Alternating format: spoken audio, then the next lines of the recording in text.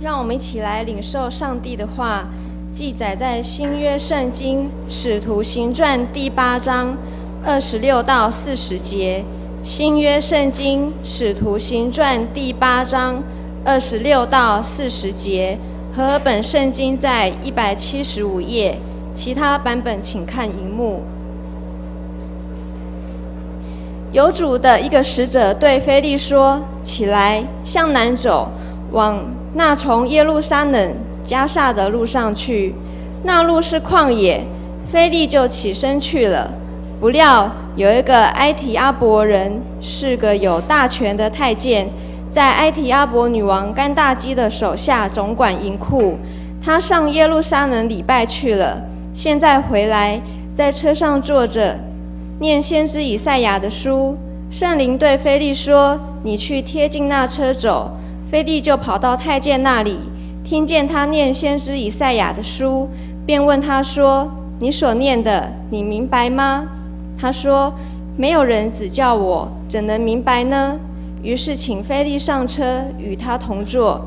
他所念的那段经说：“他像羊被牵到宰杀之地，又像羊羔在剪毛的人手下无声。他也是这样不开口。他卑微的时候，人不按公义审判他，谁能述说他的世代？因为他的生命从地上夺去。”太监对腓利说：“请问，先知说这话是指着谁？是指自己呢？是指别人呢？”腓利就开口从这经上起，对他传讲耶稣。二人正往前走，到了有水的地方。太监说：“看哪，这里有水，我受洗有什么妨碍呢？”于是吩咐车站住，腓利和太监二人同下水里去。腓利就给他施洗，从水里上来。主的灵把腓利提了去，太监也不再见他了，就欢欢喜喜地走路。后来有人在亚索都遇见腓利，他走遍那地方，在各城宣传福音，直到该撒利亚。以上。现在要请郑养恩牧师来讲道。郑牧师是台湾神学院的老师，讲道的题目是再施腓利之门，再施腓利之门。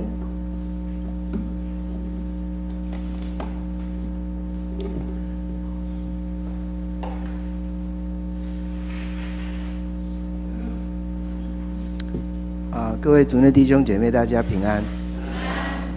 很高兴每年的11月是总会所定的这个台湾神学院的奉献主日。好，那我们在这个月当中会到各教会去向大家请安也邀请大家一起来关心这个神学教育的工作。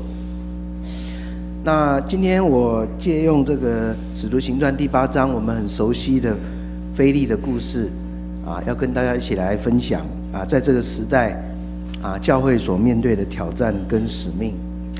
那我们的总会这2年也提出一个新的宣教方案叫做101新贝家。那这个101新贝家其实不是新的概念早在1960年代总会就已经有推动这个贝家运动但是要怎么样子真的能够借着人跟人的相遇来分享好消息我想这个是我们今天要一起来面对的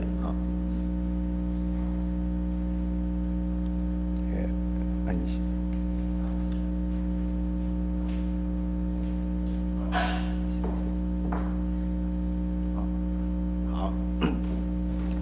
好，在我们的教会历史里面有2个常用的名词一个名词叫做路加之门一个叫做腓利之门。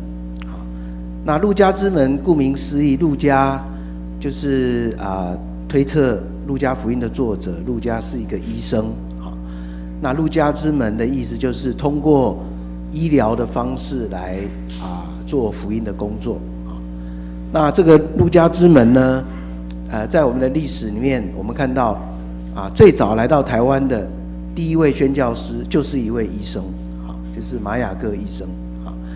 那他就是回应这个上帝的呼召，来到台湾，借助他非常精湛的医术，他是爱丁堡大学毕业的，爱丁堡最好的医学院的学生。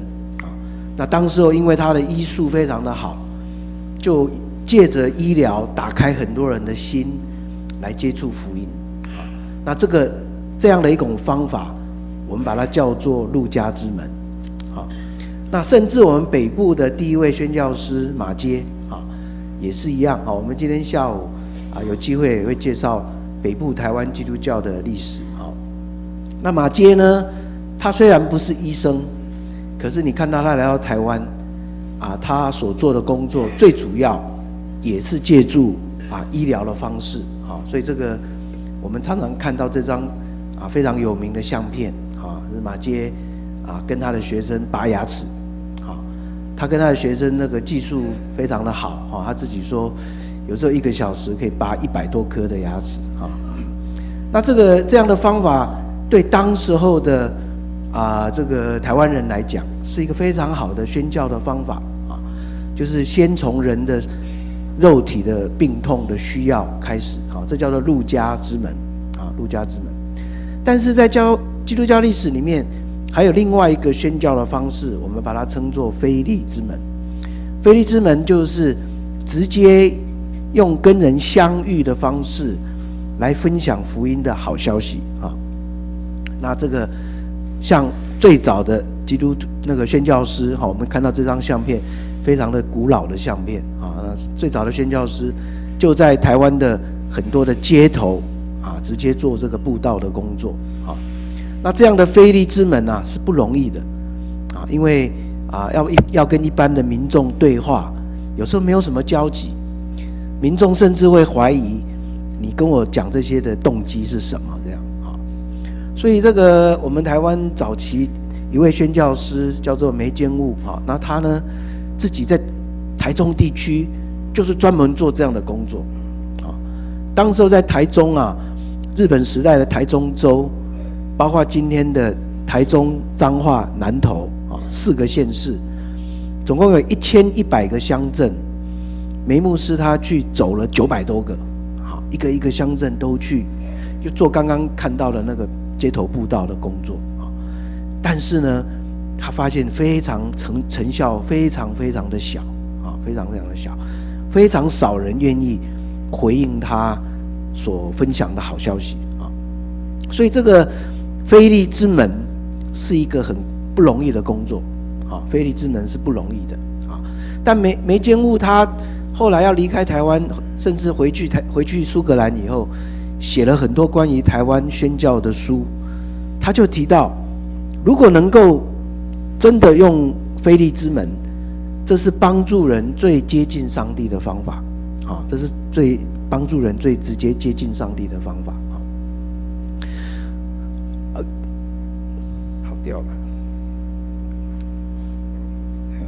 对不起，这个技术不太好。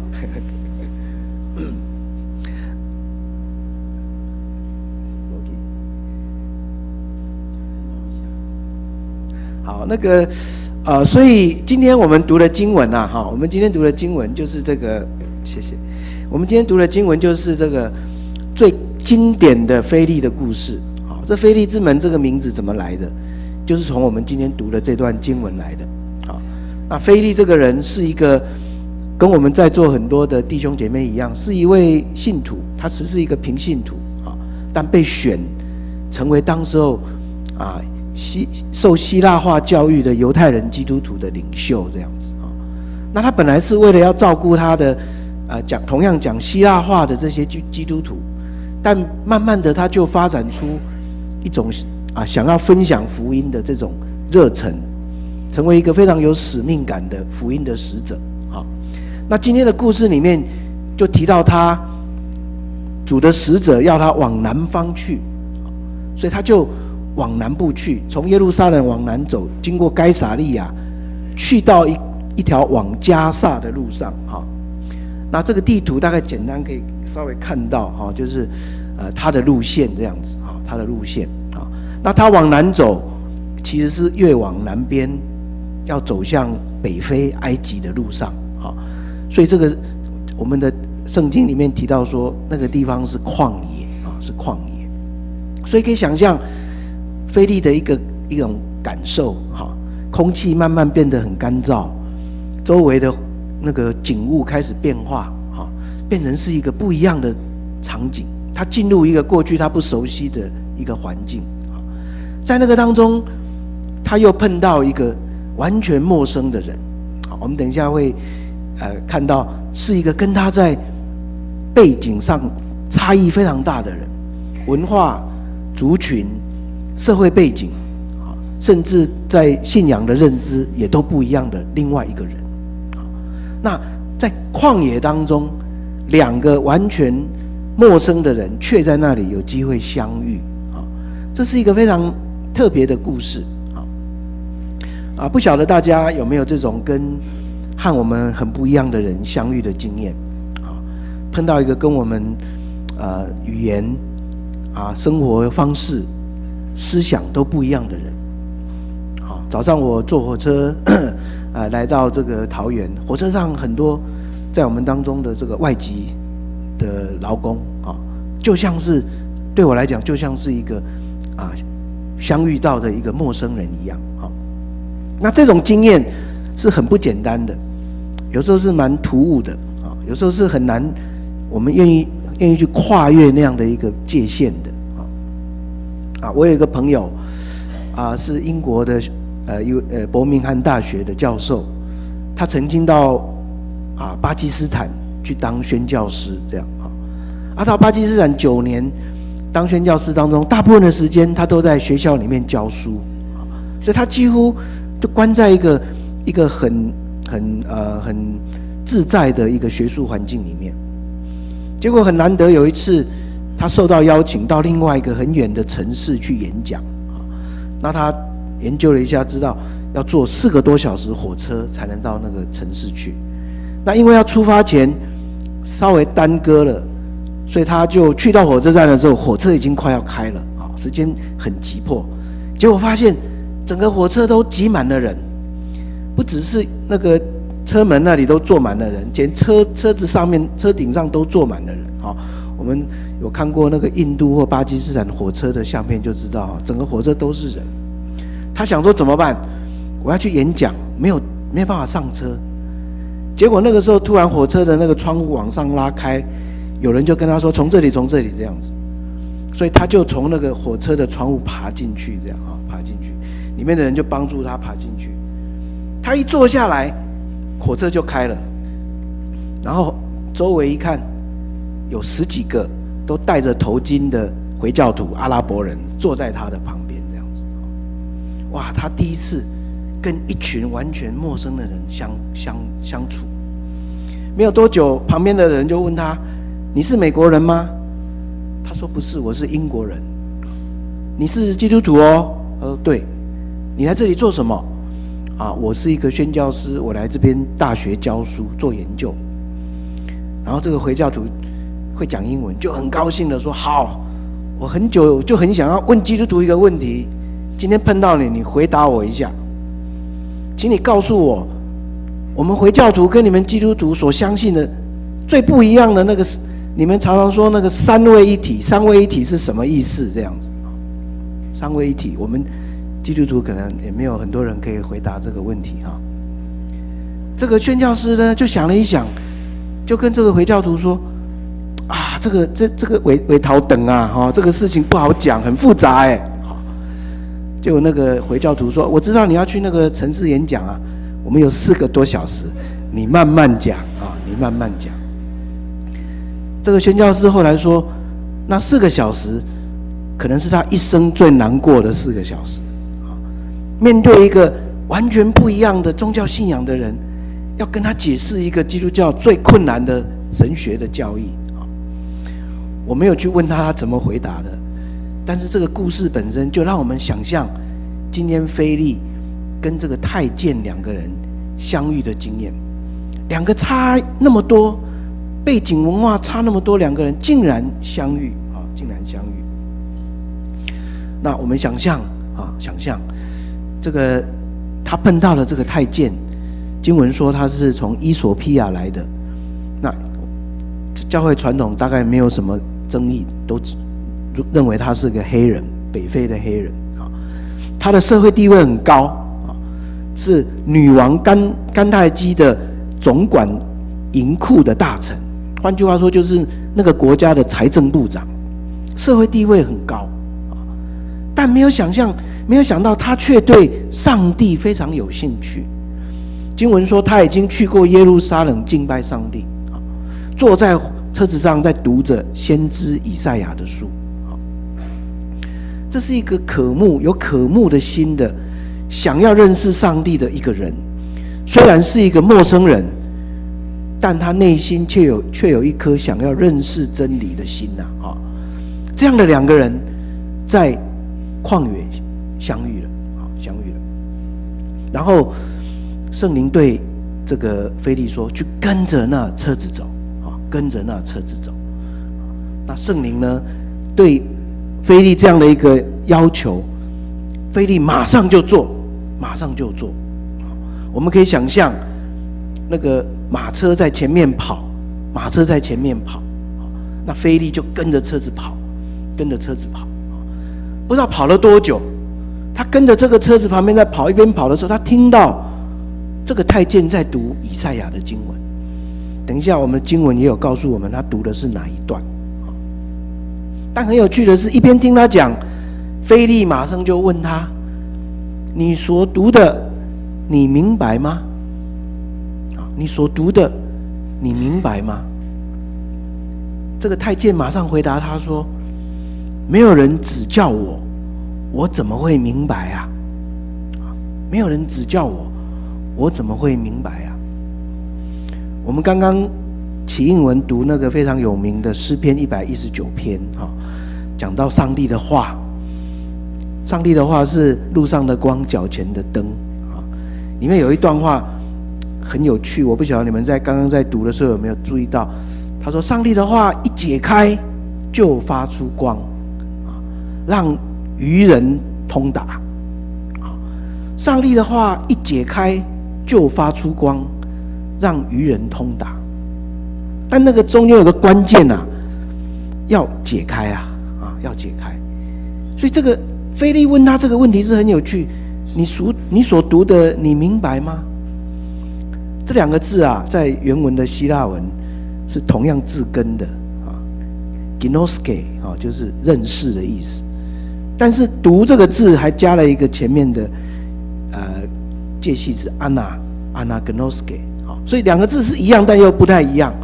有学者就把它这样说：阅读所听到的跟内心所理解的这两件事情不一定是相通的。我们在读圣经的时候，因为阅读听到的经文跟我们内心要去理解的，这中间若没有人去帮他连结，读的就不能变成明白的。所以腓利说：“你所读的，你明白吗？”这个是非常关键的一个问题。我们做基督徒的也常常面对这样的问题。我们读圣经，但它有没有成为我们内心的一种的认识、了解？就需要有人好像来做一个连结。所以这个故事很有趣，非常关键的地方，我们看到就是太监邀请腓利上车这样子。上车，所以腓利呢就上了车，跟他一起坐在一起。那坐在一起做什么？我们当然可以想象，两个坐在一起研读圣经，研读圣经。那我把它叫做助人解惑的一个信仰功课或信仰使命。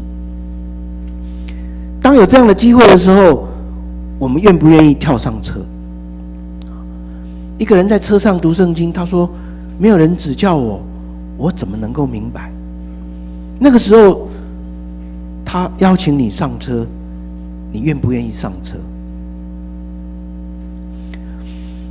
有一位圣经学者用一个很有趣的比喻来讲这个情节。他说我们做基督徒好像在观光地区啊开一间那个旅游店这样子，很多人要来观光地区，说听说你们这有很好玩的地方，想来看这样子。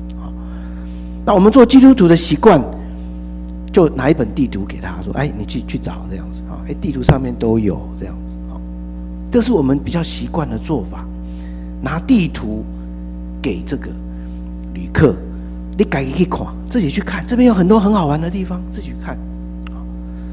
但腓利今天的做法非比寻常，他跟这个旅客说：“我带你去看这样子，我带你去，我跟着你去，我陪着你去找这些好玩的地方。”当然，旅游店老板通常不这么做的，他可能还要兼导游的身份，可能才会做这样的事情。但这个腓利的故事非常有趣，他愿意跳上车去陪伴这个太监。当代这个灵修学非常重要的大师Eugene Peterson 毕德生 Eugene Peterson， 他对这段经文非常有兴趣。他后来写了一个小小的文章，在解释这段经文。他做一个结论，他说这个故事里面最关键的，不是腓利会不会解释圣经。腓利要上车以前，他心里会想：我不晓得会不会解释他的这段经文呢？Peterson 说，他要上车以前，最重要的问题不是他会不会解释圣经，最重要的问题是他愿不愿意陪伴，他愿不愿意陪伴分享，跟另外一个陌生的人陪伴分享。所以我们看到腓利就上车了，车上坐着2个人，一路在那边读着圣经。这段经文很有趣，我们使徒行传的作者也告诉我们那个经文，我们读了就觉得蛮熟悉的。这是从以赛亚书53章第7节来的经文，以赛亚53章第7节。我们为什么很熟悉？因为我们经过2000年的基督教历史传统，我们都知道这个经文跟耶稣受难的关系。我们在受难周、在复活节都会读这个以赛亚53章。但是这个太监他只停留在这个经文本身，所以在这个当中，腓利跟这个太监2个人中间需要有一种的连结。很有趣的时候，在这个车上2个人坐在一起互相陪伴的时候，我们看到好像是圣灵在那边工作，是这个太监自己问问题。太监说，先知在这里所讲的是指他自己呢，还是指其他人？这个经文不容易了解啊，我们读就知道。他说他像一个羊被牵到剪羊毛的手下，被剪羊毛都不出声，默默不出声。在世界上他遭到不公义的待遇，甚至生命被夺去。这是在讲到过去曾经先知提到有一个要为人受苦的，像羊被宰杀这样的经验。太监就很犹豫，到底这个经文在指什么？所以他就问腓利，这个经文是指以赛亚自己，先知自己呢，还是指其他人？哇，这个是一个非常特别的，好像给了腓利一个简单的一个灵感。经文就接下去说，他就开始对他传讲耶稣。他就开始对他传讲耶稣。我们也不知道腓利怎么跟他讲耶稣，但我们也相信腓利做的就是一种见证，一种分享。他所体会的那为人而死牺牲的耶稣的故事，他就在那边跟这个太监分享。在太监的耳中，在他的心中，那原来所听的经文慢慢的，好像跟腓利讲的故事就连在一起了。在这个车上，我们可以想象，这是一个非常奇妙的时刻。两个人好像很安静的坐在那里读圣经，车子继续在跑，好像听到轮子 clock clock clock 继续在跑。但在那当中，两个人一起在读圣经的当中，好像有第三个声音跑出来了，是先知以赛亚的声音。接下来还有第四个声音也跑出来了，是耶稣自己的声音。耶稣的故事好像开始对太监说话，让太监明白我的苦难跟你的苦难是有连结的。太监有苦难吗？其实我们可能可以想象，他也是有他的人生的困境。他虽然地位很高，社会地位很高，但是他却是一个在一般人眼中有自卑感的人，因为他作为太监，他在一般的社会人的眼中可能有他没有尊严的地方。他虽然追求犹太人的上帝，到圣殿去，我们如果回去看《申命记》的记载，像他这样一个身体被看作是不健全的人，是不能进圣殿的。他只能在外院的地方，他不能进到里面，所以他内心有很多的苦闷。他觉得他有一种被边缘化、被排他这样的一个苦难的经验的人，他好像在耶稣以赛亚里面所讲的那个故事里找到了一个连结点。等到腓利对他传扬耶稣的故事，他就把耶稣为人而死的经验跟他自己的生命连结起来了。两个人在车上，我们看到那一个奇妙的时刻，圣灵的声音开始在太监身上工作。我在读这段经文的时候，似乎听到另外一个声音，好像是太监自己在问的问题。当太监在问这个说，这个经文是在指谁？是指先知自己，还是指其他的人？我在那个问句里面，好像听到另外一个声音，是太监自己的声音。他好像在问，这个故事跟我有关系吗？我也有份吗？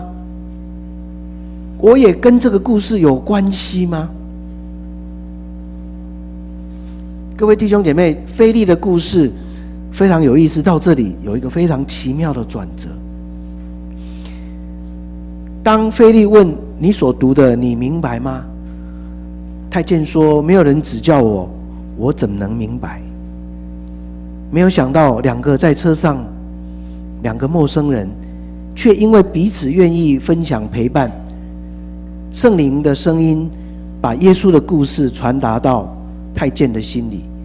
太监终于明白，原来他也有份，原来他也跟耶稣所受的苦难有份，他也跟耶稣所要带给人的一种新的、丰富的、有尊严的、有价值的生命有关系。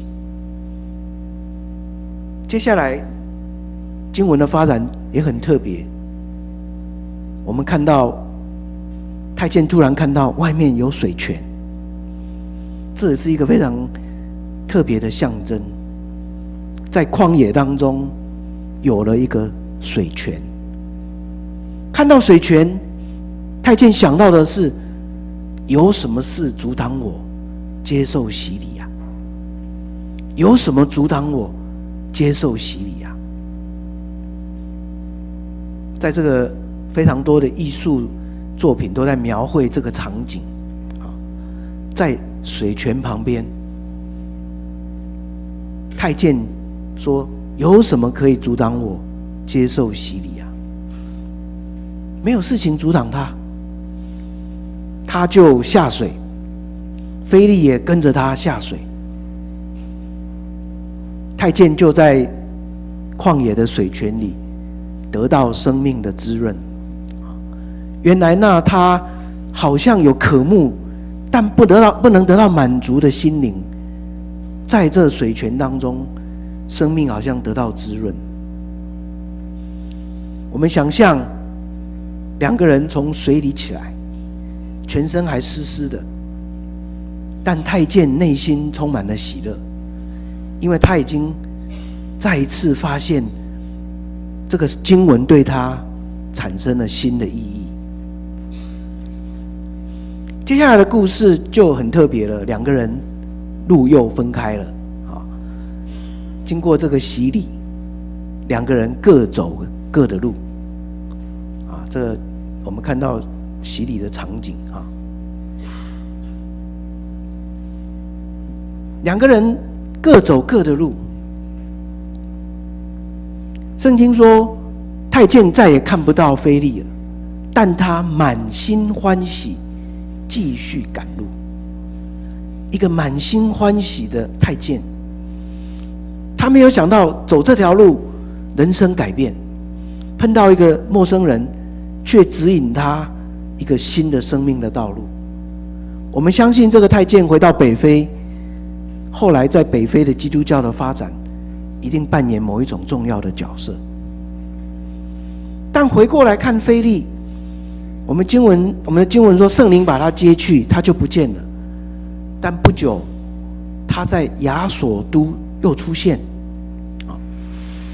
后来又到该撒利亚。经文后来没有再讲很多关于腓利的故事，但你读到使徒行传21章，保罗去到该撒利亚的时候，又看到腓利。经文说他住在腓利传道人腓利的家里。腓利已经不再是一个平信徒而已，他已经开始扮演福音使者的角色。使徒行传21章还说，他的4个女儿没有结婚，都在做传道的工作，都在做传道的工作。这个事件对腓利也有很大的改变，很大的影响。腓利也变成一个不再是原来的腓利。经过这样的一个过程，他奇妙的感受到圣灵在人身上能够工作那样的一种的奇特的经验。他知道自己是有限的人，他知道他可能不一定都能够很好的来解释圣经，但他愿意跳上车，陪伴一个陌生人读圣经，分享他的经验，却让另外一个人领受到上帝的恩典。这对腓利来讲也是一个非常奇妙的经验。各位弟兄姐妹，腓利之门，回到刚刚我介绍的苏格兰宣教师梅坚务，他说，如果能够我们好好的去观察，它是引导人接近上帝最接近的方法。今天在我们的时代，我相信也有许多人内心有困惑，他可能有渴慕的心，但却找不到答案。当我们周围有很多跟我们可能有差异、有不同的人，但他们愿意表现出一种渴慕的心的时候，我们是否愿意陪伴？是否愿意将我们所体会到的对圣经的了解，也去跟他们分享？我们愿意说跳上车，跟着他一起去领受上帝话语的意义。我们知道在那愿意陪伴的过程当中，圣灵会自己工作，会自己开门，会让对方从上帝、从耶稣自己的声音去听到他所要听到的好消息。